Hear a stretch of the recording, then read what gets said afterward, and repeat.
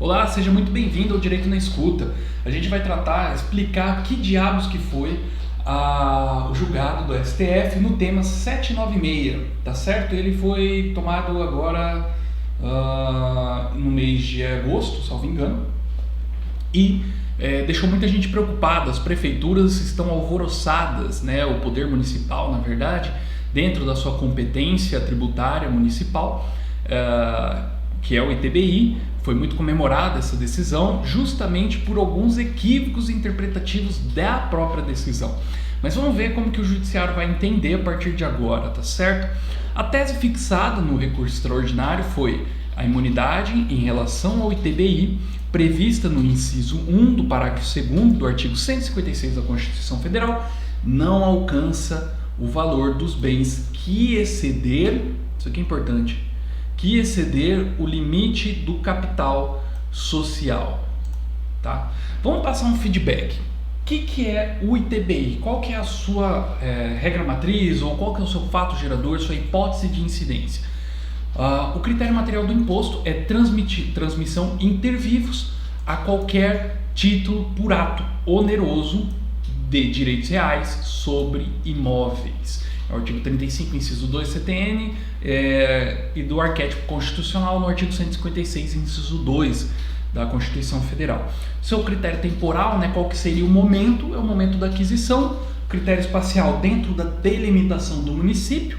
E o critério pessoal como o sujeito ativo, né, aquele que cobra o município, e aquele que é cobrado qualquer uma das partes, né, na operação tributada, como dispuser a lei, podendo ser questão de responsabilidade. E aí na própria Constituição há uma previsão de não incidência, que vocês bem sabem que quando disposto uma não incidência na Constituição Federal, uma qualificação através da Constituição Federal, nós temos uma imunidade. A imunidade está prevista no artigo 156, no seu parágrafo 2º, e ele prevê o seguinte: o imposto previsto no inciso 2, que é o ITBI, não incide sobre transmissão de bens ou direitos incorporados ao patrimônio da pessoa jurídica em realização de capital. Tá? Ponto 1. Isso aqui houve uma separação dentro do julgado do STF, mas a gente já trata sobre ela. Nem sobre a transmissão de bens ou direitos decorrentes de fusão, incorporação, cisão ou extinção da pessoa jurídica, salvo se, nesses casos, a atividade preponderante do adquirente for a compra e venda de bens ou direitos, locação de imóveis ou arrendamento mercantil. O que aconteceu no julgado? Primeiramente, houve a interpretação por parte do ministro Marco Aurélio, no qual era no começo o voto vencedor, que dizia que essa imunidade deveria ser abarcada tudo, integralmente, né? E que o ágio, a questão desse valor, era uma questão de dentro das cotas e não cabia a imunidade separar isso, era totalmente integral essa questão de capital, né? Do bem do capital. Contudo, o ministro Alexandre de Moraes abriu divergência e foi o voto vencedor no final das contas, com a tese que eu li no início. E aí ele veio com a sua rádio decidente, com as suas razões de decidir, e disse o seguinte: olha, a segunda oração contida no inciso 1 do artigo 156, nem sobre a transmissão de bens, direitos decorrentes de fusão, incorporação e tal, revela uma imunidade condicionada a não exploração pela adquirente de forma preponderante da atividade de compra e venda de imóveis, locação. Isso fica muito claro, isso ainda no voto do ministro Alexandre de Moraes, se observa a expressão nesses casos não alcança o outro caso referido na oração do inciso 1. Ou seja, o ministro fez uma separação semântica de todo esse parágrafo para dizer o seguinte: olha, essa opção, nesses casos, está se falando apenas com relação à transmissão de bens e direitos decorrentes de fusão, incorporação, cisão e extinção de pessoa jurídica.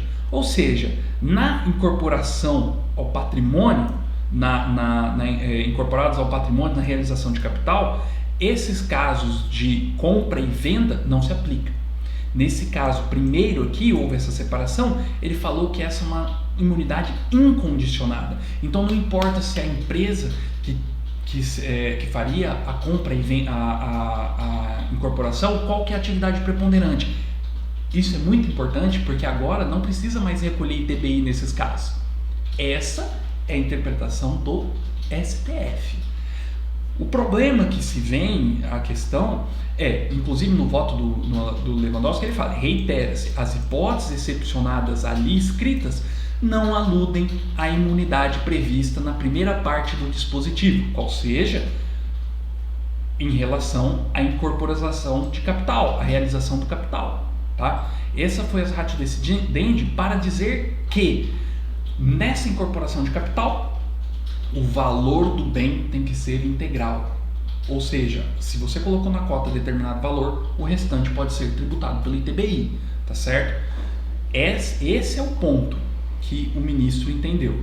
E aí, você vê, primeiro ponto, não há mais que a gente falar em imunidade no valor do capital integralizado e o valor dos imóveis.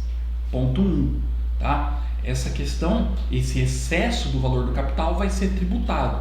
Contudo, no julgado não se discutiu qual que é o valor, se o valor histórico ou o valor cadastral. Porque na prática você faz o seguinte, eu vou integralizar um patrimônio, um bem imóvel, nas minhas cotas, através das minhas cotas, no capital social. E aí eu tenho a questão do valor histórico, o valor declarado no imposto de renda e o valor de mercado. Essa questão não foi analisada pelo STF. Não houve análise do STF por essa questão. Então só foi discutido que o seguinte, olha, se você colocou o valor do capital dos seus valores das suas cotas em X e o valor do seu imóvel é muito maior, eu vou tributar essa parte. Agora, eu não falei qual que era a referência, se é o valor de mercado ou se é o valor histórico. Inclusive, há um artigo muito bom que eu vou até deixar link na descrição desse vídeo, com relação ao que foi o Igor Mauler Santiago, que escreveu, está no Conjur, de domínio público, que é a limitação desse próprio julgado. Ele mesmo fala que essa da questão não houve discussão por parte do Supremo Tribunal Federal e que no artigo 23 da Lei 9.249 de 95 há uma questão de isenção ali com relação ao valor da declaração do imposto de renda de bens que haja uma diferença a maior a ser tributável com um ganho de capital.